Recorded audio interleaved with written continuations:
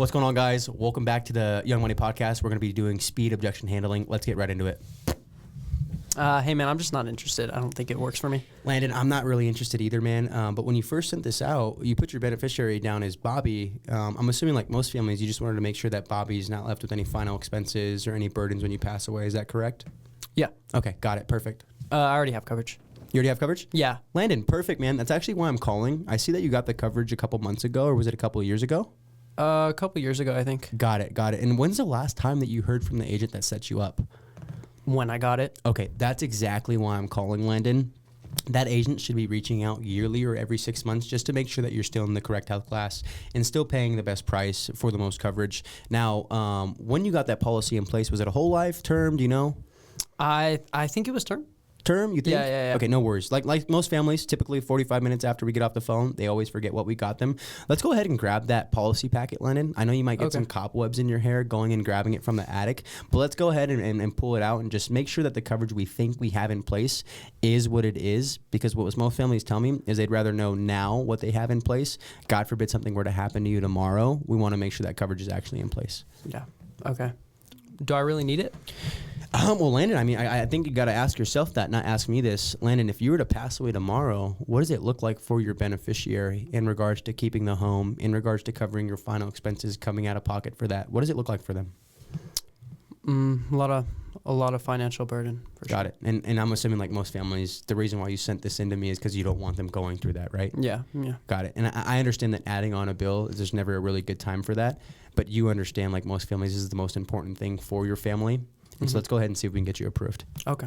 Next. Okay. I'm just busy right now, man. Hey, Landon, I'm so glad you said that. I'm just as busy, man. I actually got an appointment right here in 5 minutes. I just gave you a call to make sure that you're still alive, because this is something my team missed in the past. And so I have 2 times available tomorrow. But real quick, just so I can verify some of the information you put down. You put your date of birth down as 1/23/1972. Is that correct? Yes. Awesome. And then you put your beneficiary down as other. If something happens to you, who's that beneficiary going to be? My wife. Your wife? Okay. Well, again, I don't have time right now, Landon. Here's what I'll do. I have 2 times available tomorrow. My schedule is super inundated, back-to-back appointments. I have a 2 o'clock and a 4 o'clock tomorrow. Which one's going to work for you? 2 o'clock's good. All right. I'll talk to you at 2. All right. I just gonna talk to my wife. You talk to your wife? Hey, Landon, I totally agree, man. I definitely want you talking to your wife about this. You're not just buying lunch. You're actually paying for something that you're going to be paying for the rest of your life. Now, when you speak to your wife, is it going to be more so about if you need the coverage in general, or if this is going to be affordable for you guys and your income? I think if we need it. Okay. If we need it. Do you guys have anything in place right now that acts as life insurance? If you pass away tomorrow, it's going to pay off the home? No, I don't think so. Okay, got it. And so if you did pass away tomorrow, Landon, would your wife be able to maintain the mortgage payments along with, feeding the kids and everything like that? No, she wouldn't. Okay, so I don't think the question isn't more so if you guys need the coverage. It's if you guys need it now. Yeah. However, life insurance isn't. It's something that's based off of your health and age, which change every single day. And so with that being said, we don't know if you're going to get approved for this policy, Landon. So I don't want you going to your wife about anything we don't know as a for sure.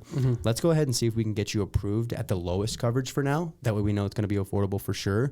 And then when you talk to your wife about it, we can decide if we're going to raise the coverage or lower it then. Okay, that sounds good. All right, next. Why do you need my social? Yeah, man. Well, your social is basically just like a toe tag on your body. When you pass away, we want to make sure that the money's going to go to the right family, for one. Not only that, Landon, you told me you don't have cancer. How am I going to know that? The best part about this, Landon, is we're not going to be sending out a doctor to you.